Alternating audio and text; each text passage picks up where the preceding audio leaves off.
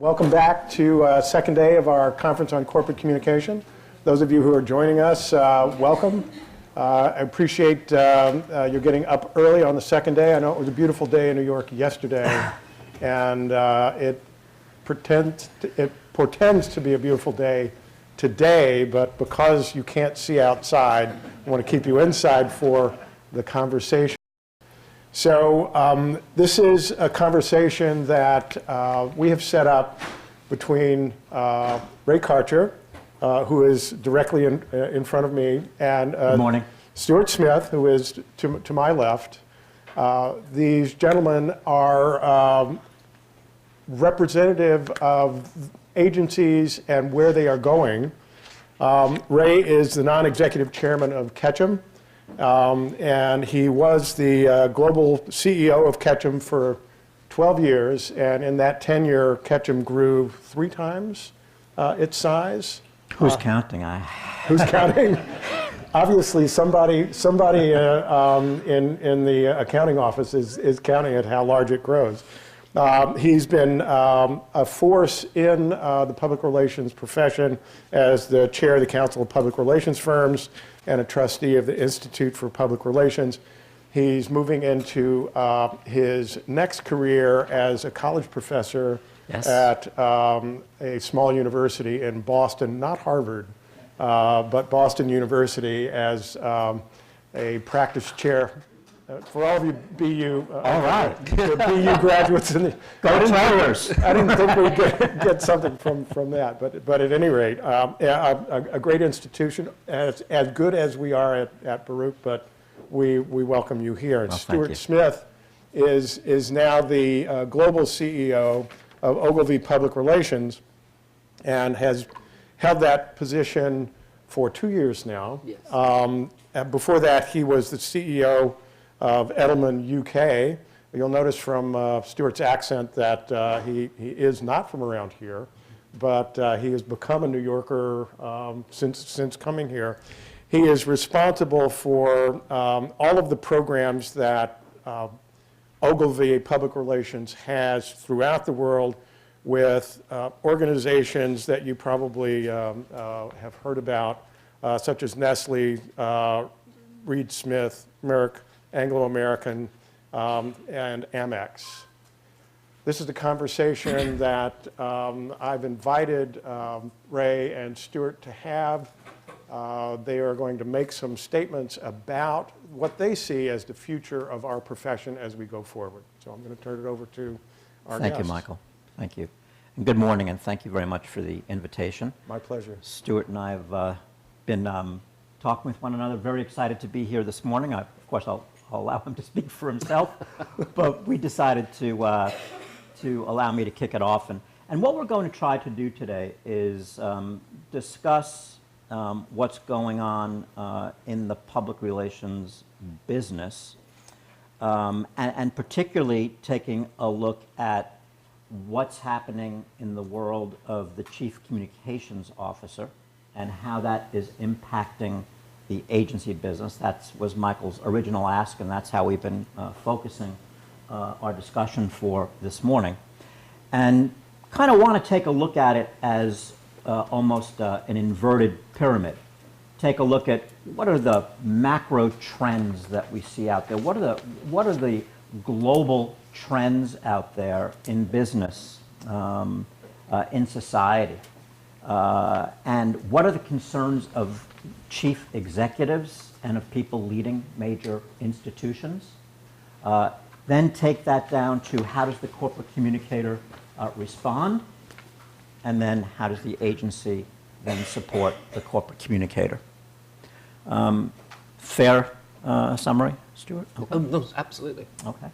So let's begin with telescoping all the way out to what we see happening out there on a macro basis.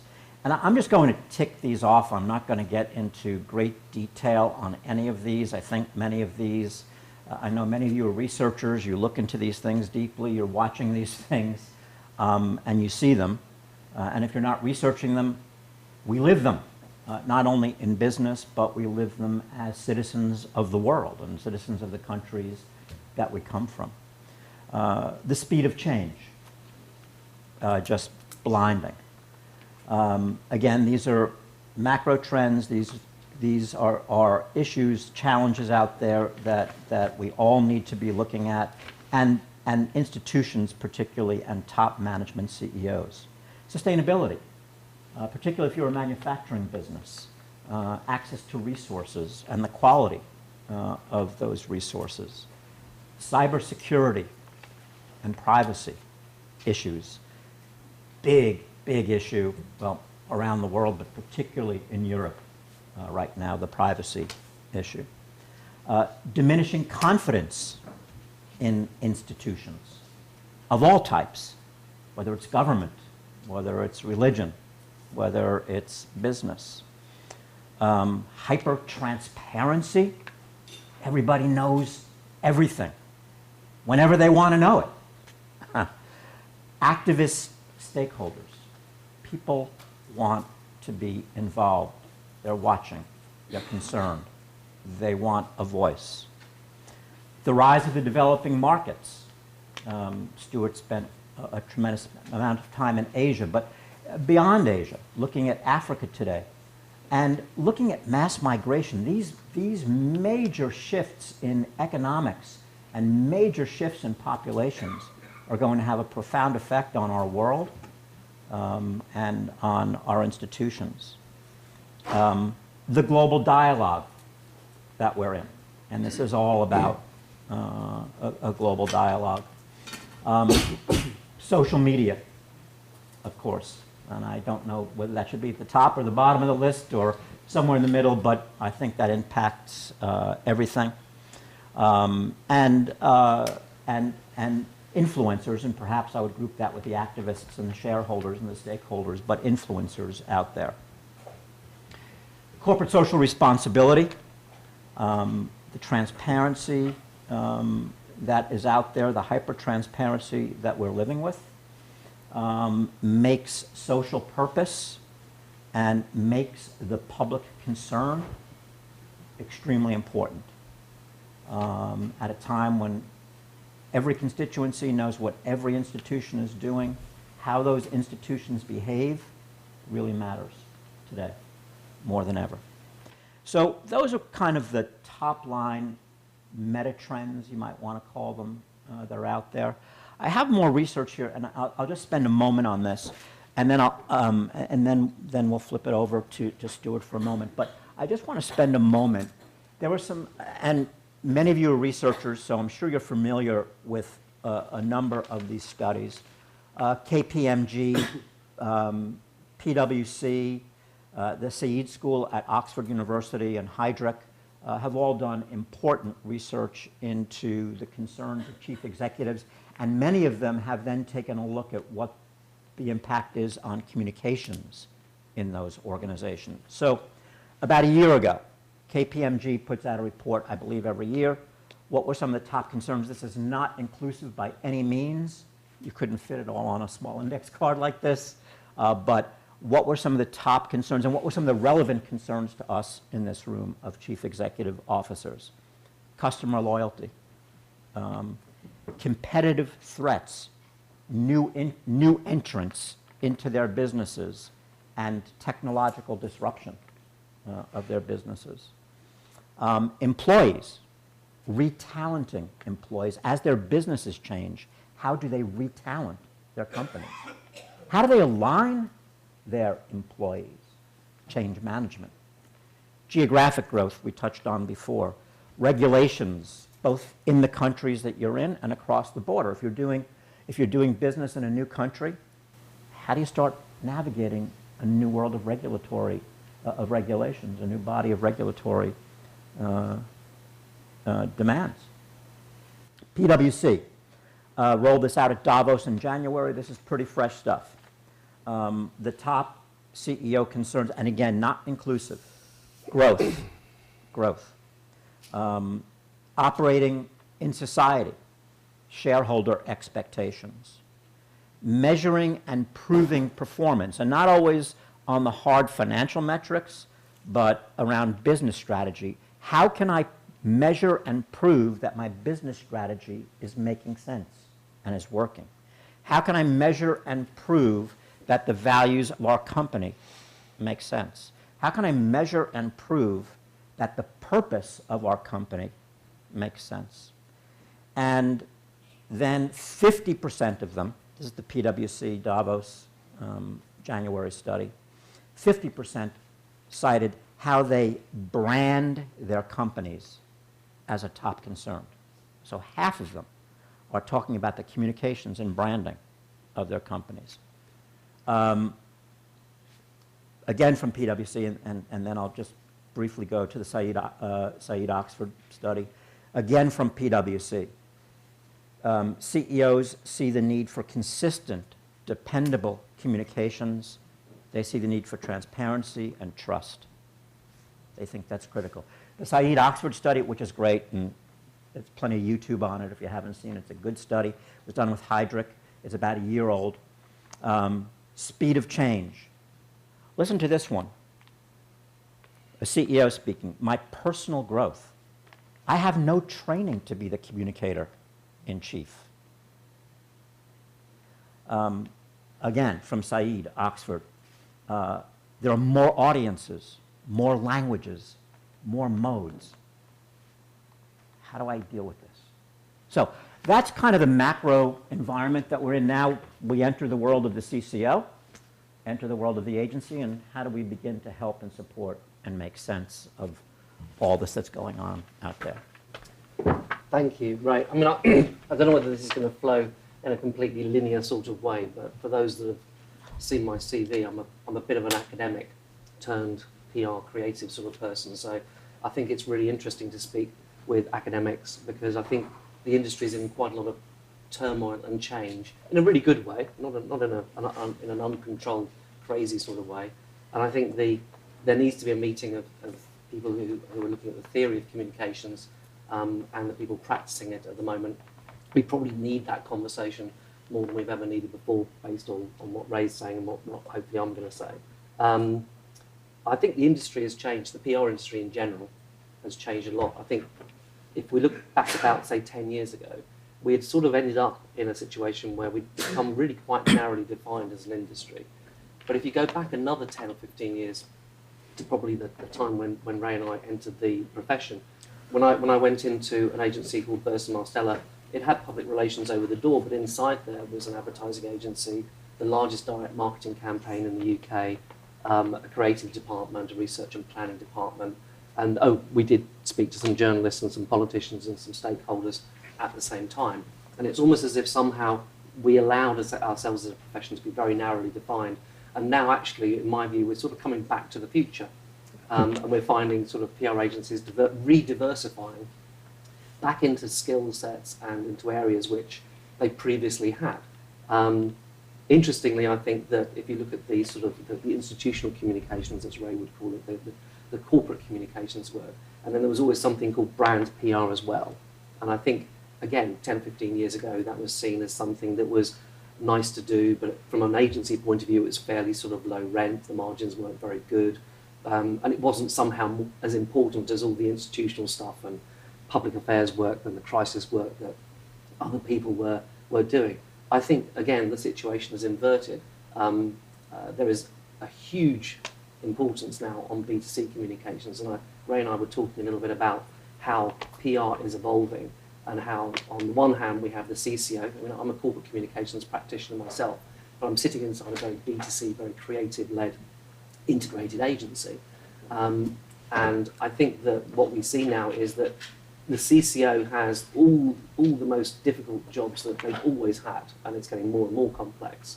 But interestingly, the corporate communications function was largely designed to help communicate very complicated topics to very small groups of highly influential stakeholders.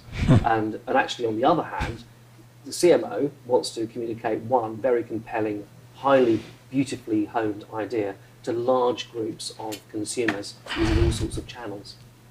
And I think 10 years ago, PR was not seen, or what is currently still called PR, was not seen as a particularly important part of the marketing mix by the CMO. But because of all the changes that Ray's talked about, because of all the changes that you know in the industry, the CMO's never been more interested in what we do. They may not always call it PR. They may call it social. They may call it content. They may want an authentic campaign. They may want to reach people in a way that they've never reached before, but they certainly want to move away from what some people, or what my 9-year-old daughter would call shouty marketing. You know, they want something which is a little bit more authentic, something that's very, very engaging. So I think we're living through quite a shift in the way that the industry is moving. I think back in 20 years ago, we went through cycles. You know, agencies had primacy; they were leading the clients. We knew more about PR than clients did. Then people from the agencies started to move in-house. I was one of them, and suddenly became a little bit smarter than the agency. The agencies had to up their game a little bit. But for a while, clients were leading the agencies until the agencies caught up. To be quite honest, at this moment, I don't think I think agencies and clients are all leading themselves. There's so much churn and so much change in the industry.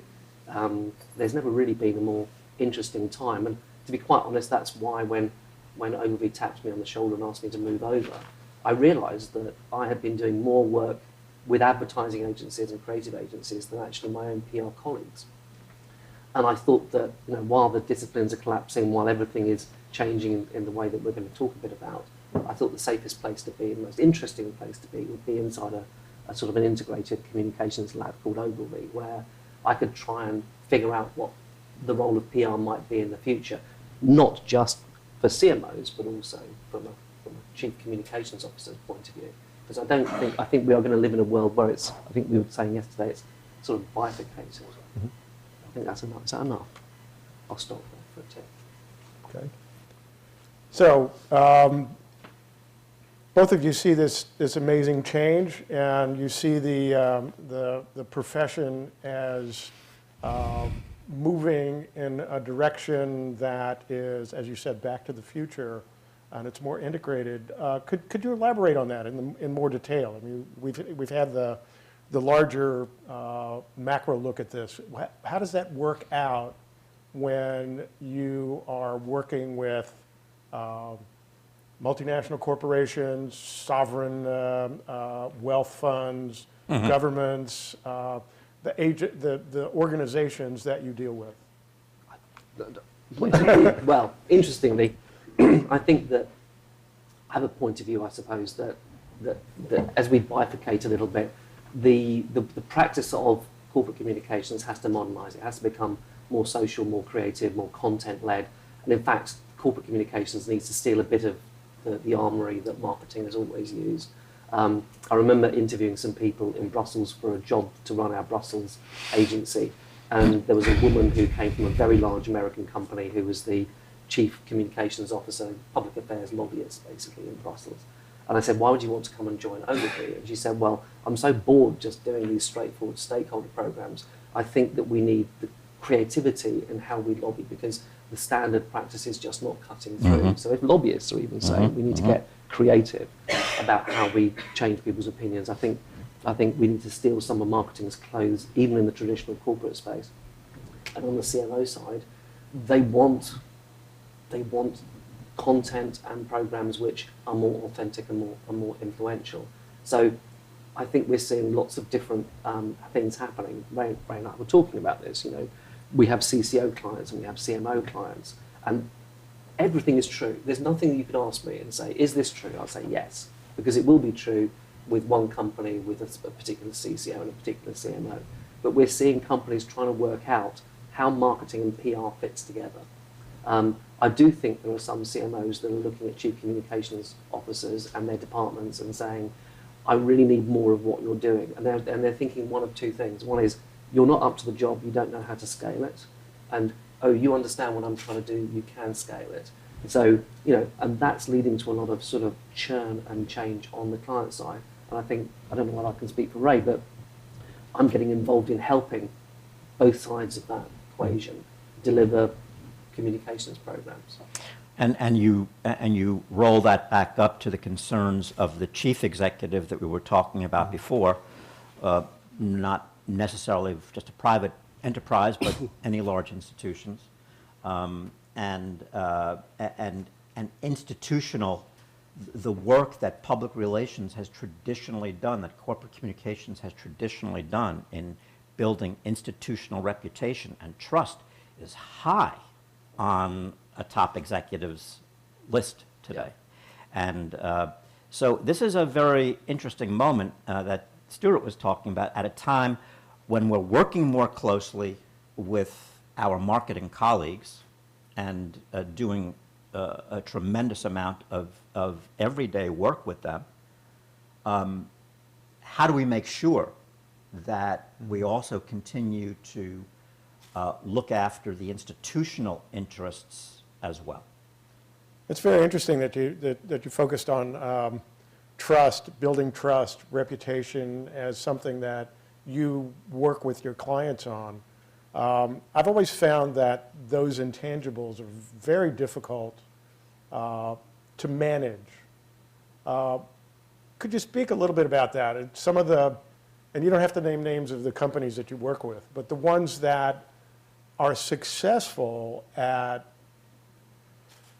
perpetuating a positive reputation and ones that may have lost their way over the years, that had great reputations, that were sustainable companies, may have been 100 years in business. Lehman Brothers comes to mind. Yep. As a company that had been around for over 100 years and then lost it in a heartbeat. And I think that reputation is ephemeral in a lot of ways, but that's, as you said, it's a hot topic. How do we create and manage that, and how do you work with clients to do that? Let me take a shot at that one.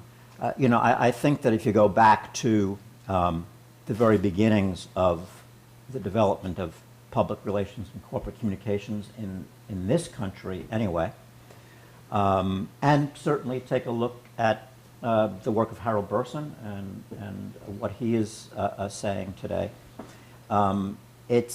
The public relations, and he's very insistent on using the term public relations as opposed to corporate communications. And his reason being is that public relations is really about an institution's behavior and then communicating that behavior. And if you get the behavior right, then the communications can follow. If it's discordant, if it's not resonant, if those things are not resonant with one another, it creates dissonance. And that's where the problem begins. One company that I have great admiration for, not a Ketchum client, but my goodness, they are doing so many things right, is Starbucks. Mm-hmm. And it starts at the top. Take a look at that company. It's a company that had lost its way. Mm-hmm. The founder came back, said, we're going to really think about this. We're going to get back to the essence of who we are. He's very concerned about the sourcing of his product, fair trade, environmental issues, the involvement of his retail shops at the local level, getting engaged in important societal conversations and using the stores as a conduit or a channel for that conversation. And of course, making good coffee. Well, I think it is anyway. And it's led to record financial results. They just reported their results, I don't know, for the first quarter of this year. Blew it away. Blew it away. So there is a company that is making smart business decisions, yes. Serving great coffee, yes.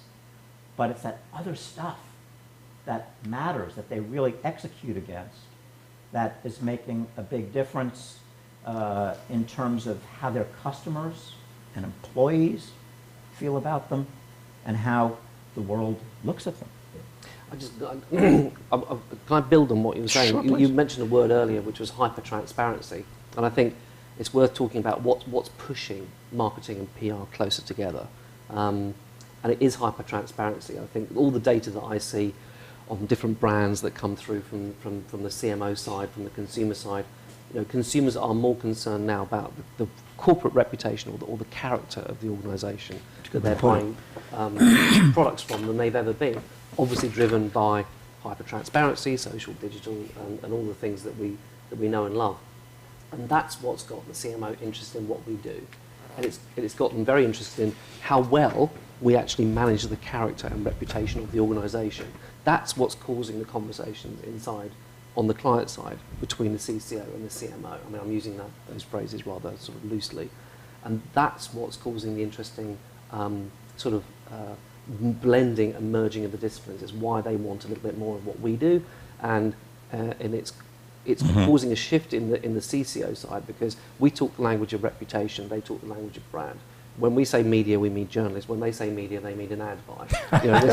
There's a language barrier, there's a technology barrier, there's a sort of intellectual framework barrier, and what I hope people like Ketchum and Ogilvy and others are trying to do is trying to create some lingua franca between the disciplines, so that we can all do what we do best to build the reputation and frankly help sales as well, which is sort of what the two sides of the shop do. You don't mind if I take notes, do you?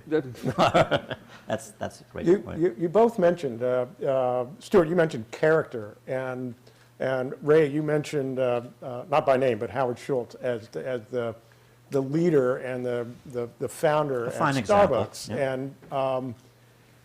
And there's I think the unsaid, well, you said behavior, character, the leader, all of those things are important to a positive reputation.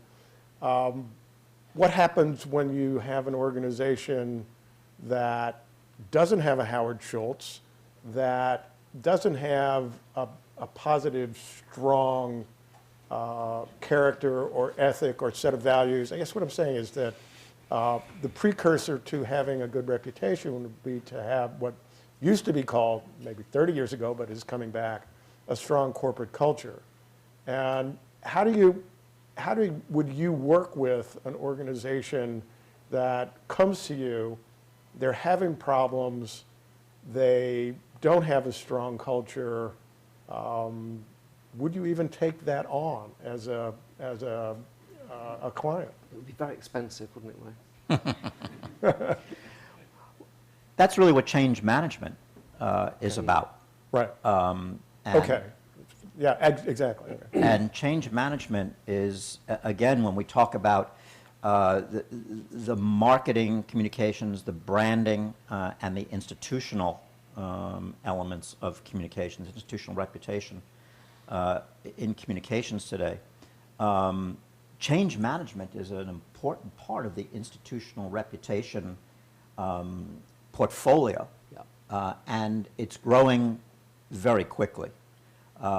It is not, now that said, it is not just public relations agencies that are providing that. You've got the large consulting firms like the PwCs, like the KPMGs, McKinsey's, right? Yeah, and the large McKinsey's and the McKinsey, the Towers, the big HR consulting firms are providing that as well. So it's change management and creating that alignment between what a company's strategy and purpose is, and then getting the behaviors to follow that, and then communicating as part of that is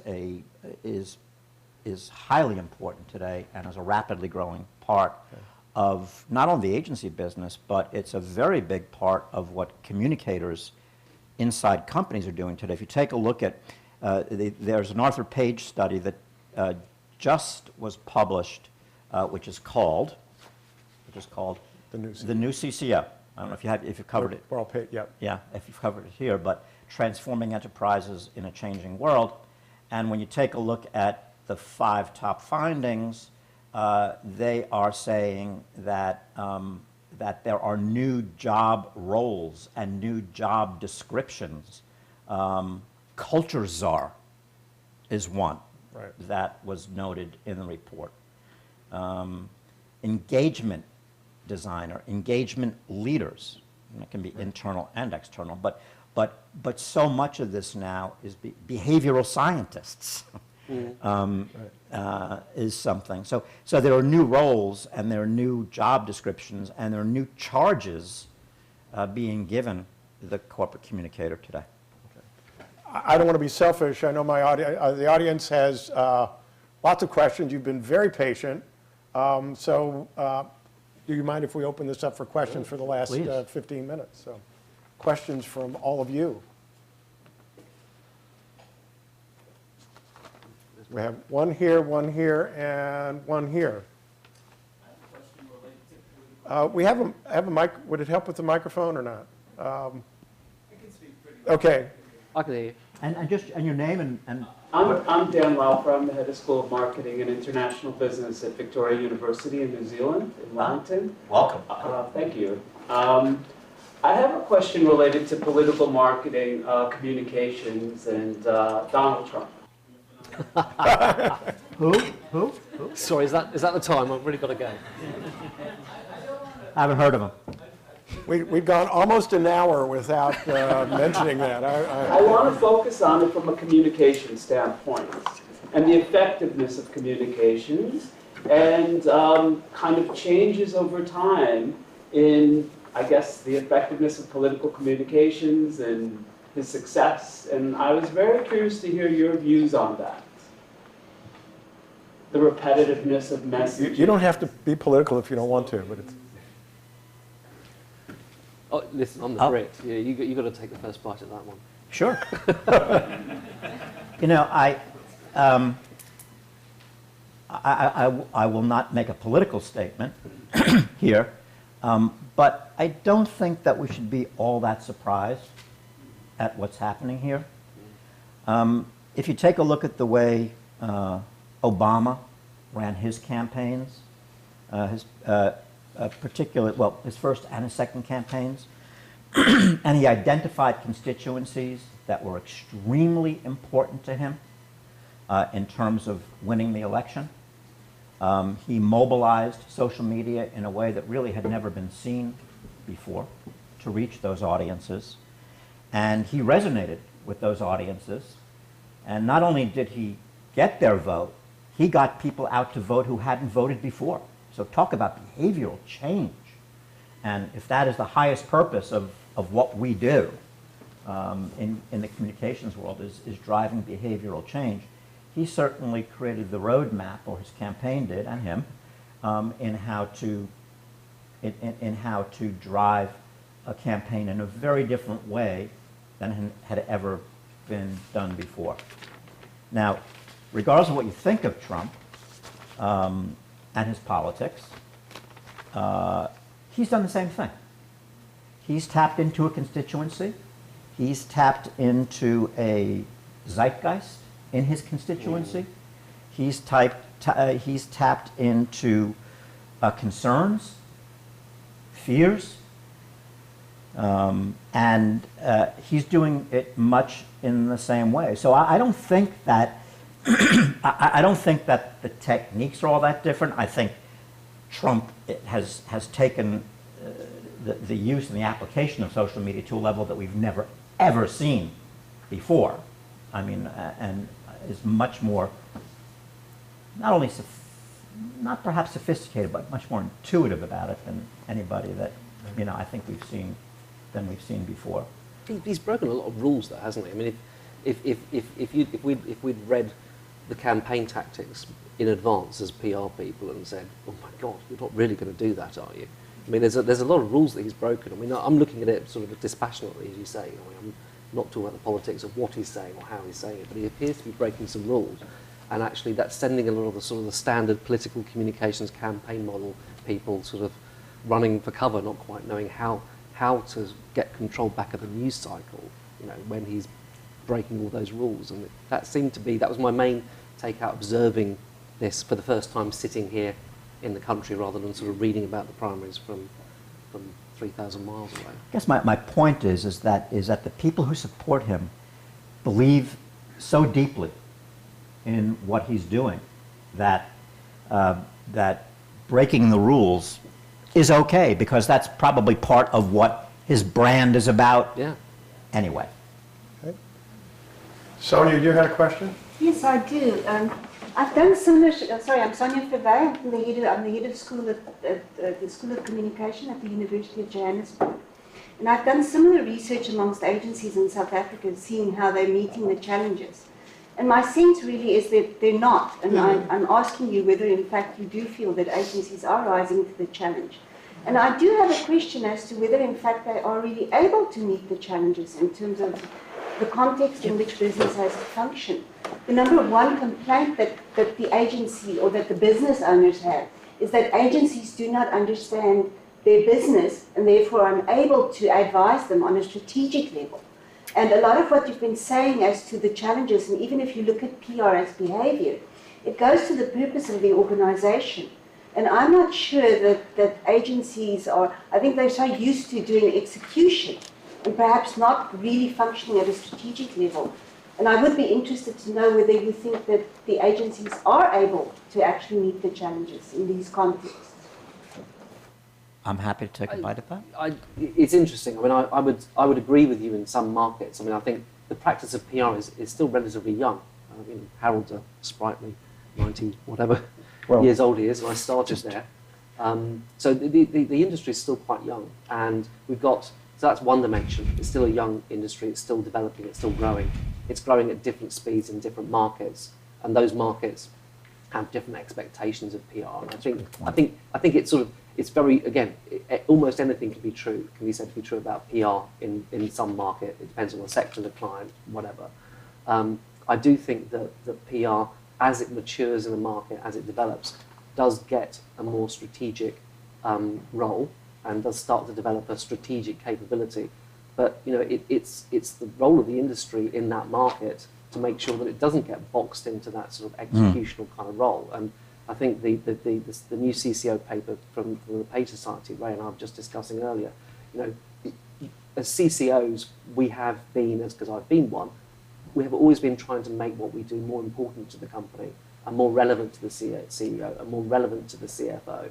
And I think a good CCO is the one that's doing that, and a good agency is the one that's helping the CCO do that. Yeah, it's interesting that one of our panelists yesterday said it used to be that people were looking for that seat at the table, and then now they're talking about being at the table in the decision-making process. So that's a major change from the beginning of the profession. There is one. Sorry, there is one other thing on you mentioned PwC. PwC is making a shift in its own business model. PwC has been there mainly to assure the quality, the probity, the stewardship of financial numbers. But they're looking to move, as a number of the other sort of consulting firms are looking to move into sort of assuring trust in other things. And whilst it's very easy for PwC to say the CMO and the CCO spent their budgets correctly and legally, did they spend them effectively? And so we will see, I think, organisations like PwC have an influence in the C-suite and force us to think about measurement in a lot more detail. Mm-hmm. That's a subject for a whole conference all on its own on where measurement is going. We've had some panel sessions on that, but I want to get If I can just one more add-on to Stuart's response to your question. If you take a look at agencies today, I believe that vertical expertise becomes extremely important. So let's telescope back out to some of the CEO concerns: sustainability, health, finance, some of the big meta concerns that are out there. Is your agency equipped to help the top management of the client companies deal with those issues, environment? Number two, is your agency equipped, does it know enough about the vertical sector that that client business is operating in? And then finally, and this will be my last point, something that Stuart and I have been discussing, as you take a look at this institutional reputation work and the marketing work, do we as corporate communicators know enough about marketing to help them and to make that shift, particularly as you take a look at peso, paid, earned, shared, owned, platforms, channels, platforms really. More and more of our work is becoming paid work. It's the way it is in the social world, in the social media world. Are we equipped to live in a world where paid is becoming more important and live in the world of the marketer? And by the way, this is something that Stuart and I had discussed, had a very, very energetic discussion about yesterday. And as researchers, it's a challenge that we would put out to you. Really, is that is going to be critical. Is this relationship between those who focus on institutional reputation, those who focus on marketing, and as they come together, what's going to need to happen to make that successful? Jill, you had a question, and I think Mina would be the last question for. So that's a perfect lead-in for my question. So I'm Jill Novella. I'm with DSP Vision Care. We're the largest not-for-profit vision benefits company in the U.S. that no one knows about. And we recently just appointed a CCO for the first time in our company's history. So we're trying to figure out what that means and how that does dovetail in with the CMO. So I was curious, with the clients you work with, have you had both, and how do they work together? Do you work with one or the other? Is it more successful when you've seen a CMO that oversees communications or a CCO that also oversees marketing? And then on top of that, where does employee communications typically fall? So right now our employee communications are within HR, which causes a little bit of a strife in terms of who is responsible for what for that internal reputation piece. So I was just curious if you had some thoughts on that. Very briefly on employee communications, it's fascinating. Again, I think the CMO is getting more interested in employee communications. We've always said that employees can be the best advocate for the brand and all that stuff. I mean, we've seen those essays written for the last 25, 30 years. The truth is that it's only recently become possible for us to give employees a voice through social channels. So suddenly there is a mechanism for the CMO who can see a way in which to activate employee advocates. So we're seeing a huge demand for our particular sort of specialist service, which I know Ketchen delivers as well. We're seeing a huge demand for our employee comms specialists to go along and work with brands when brands are being relaunched or when there's a new sort of campaign internally. We're getting a huge demand through that side of the shop, not interestingly through the CCO side of the shop. I've always found it a little bit of a difficult sell from within PR to HR and CCO, because it ends up being a very complicated buying unit. But actually, the moment the CMO gets involved and says, no, we have to activate 5,000 employees, there's a no-brainer, we have to do this. Suddenly you get to do something and it's quite good fun. You know, but again, there are two sides of the shop. There's closing factories or opening factories, and there's getting advocates in stores to help sell something new. So I think that's a really important thing. I talked about agencies and clients leading each other. There's lots of different models. If you look at P&G, if you look at Unilever, if you look at Nestlé, there's lots of different organisations, I don't know about your clients, but who are making different decisions about how to reorganise, merge, subsume. You know, you've got PR people becoming CMOs, you've got CMOs taking control of PR. I mean, everyone's experimenting. I think clients are, and I think we are too. And that's why we believe that it's really a topic worthy of research. It is the question of the moment. I want to give our conversation experts time to make a final statement. So I'm sorry that, but you can ask them off and in between. So what would closing remarks that you would have? Closing remarks. You're going to be a professor now, starting in, professorial remarks are not necessarily required, but I can see the wheels are turning. Now, you know, I mean, speaking as a professor and not necessarily related directly to what we're talking about here, but there is an arc back to it. First of all, I'm really jazzed about going up to BU and teaching up there. I believe strongly in the future of our business.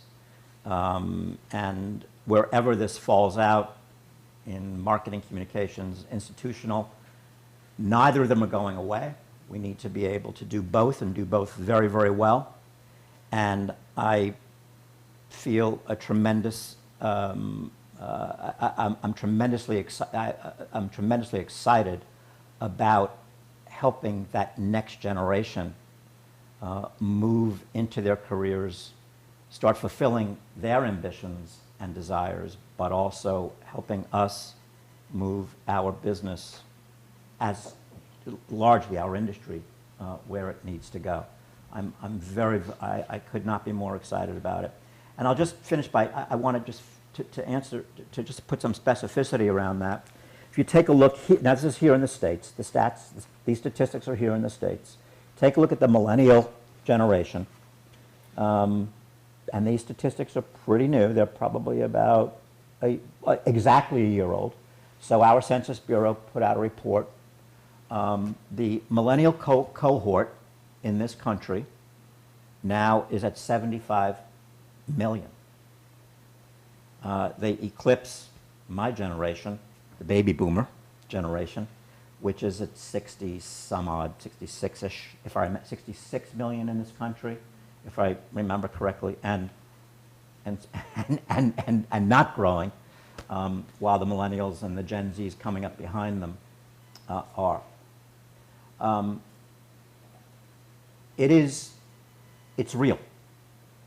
The impact is profound, and the thing that, and the one statistic as part of that I think is very interesting, is that of that millennial cohort, of that 75 million, they are 44%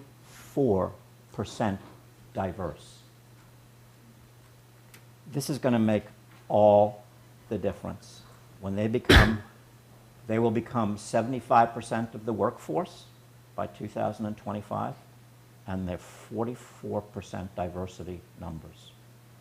So I'm extremely excited about the challenges and the opportunities ahead for our business. And I can't wait to get up there and start working with those kids.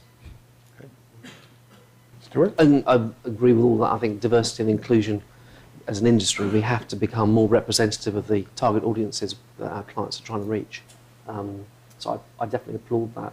Going back to the sort of the academic sort of meets practitioner conversation, we've never needed more help, I think, as a practicing industry, for people thinking about what we do, helping us understand why what we do works and why people are interested in it. Maybe that interface between institutional communications and brand communications, you know, the role of PR in new social content-led marketing is important. I think the industry has to sort of retain its soul. We have to, if we just become social and content agencies, we're just another social and content industry, and we just lose our identity. There is something unique about what we do, which is that we earn the influence, we earn the media, we do not buy it, even though we are purchasing some of it a bit more. But how do we use what is unique about our discipline to help marketing be more authentic, more effective, and connect better with consumers? You know, that's the role of PR going forward, and I do think the industry will bifurcate a little bit, even as it integrates more. So, I don't know, I mean, hopefully I'll be around to see how it develops over the next 10 years. I don't think it'll be a fast change. I think there's time. But it's going to take another 10 years, I think, to really see where this ends up. Well, you both have given all of us insight into what our academic constituents and our professional constituents can do to energize the next generation that is going to be the leaders, as you said, by 2025. The things that they have to deal with, the capabilities that they have to become facile in, and the understanding of the world that they are in is important for us, and it moves the profession from tacticians to theoreticians and strategists in a way that I find, from my position here at Baruch College, exciting and energizing as well. And I want to thank you both for sharing your insight with us and sharing your time this morning. Thank you both. It's been a real very much. pleasure. Thank you so much. Thank you. Thank you. Thank you very much. It was great. Thank you, Michael.